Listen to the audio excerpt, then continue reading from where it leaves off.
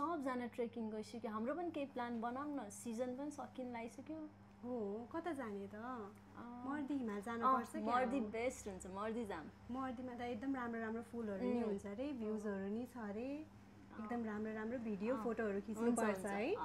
तर फेरि फुलको गन्धले चाहिँ फेरि अल्टिट्युड लाग्ने चान्स हाई हुन्छ। अस्ति एकजना मेरो साथीलाई पनि त्यस्तै भएर लेक लागेको थियो, के गर्ने त फेरि? हो त नि, मेरो मम्मीले नि त्यस्तै भन्नुभएको थियो। ला अब के गर्ने होला?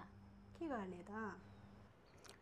के तपाईँ पनि यसै विषयलाई लिएर उच्च क्षेत्रमा यात्रा गर्ने कि नगर्ने भनेर दोधारमा हुनुहुन्छ? आउनुहोस्, आज हामी अल्टिट्युड सिकनेससँग चलन चल्तीमा रहेका भ्रमहरूको चिरफार गरौँ।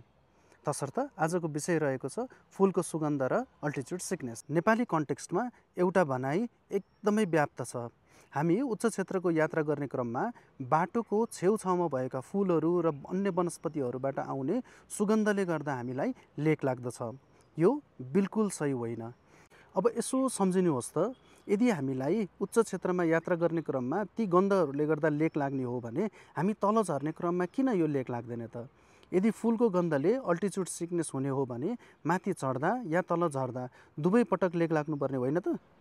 त्यसैले यदि तपाईसँग पनि यो भ्रम छ भने अब यो भ्रमलाई मस्तिष्कबाट हटाइदिनुहोस् र याद राख्नुहोस्, अल्टिट्युड सिकनेस वायुमण्डलमा भएको कम अक्सिजनको प्रेसरले गर्दा लाग्ने हो। धन्यवाद।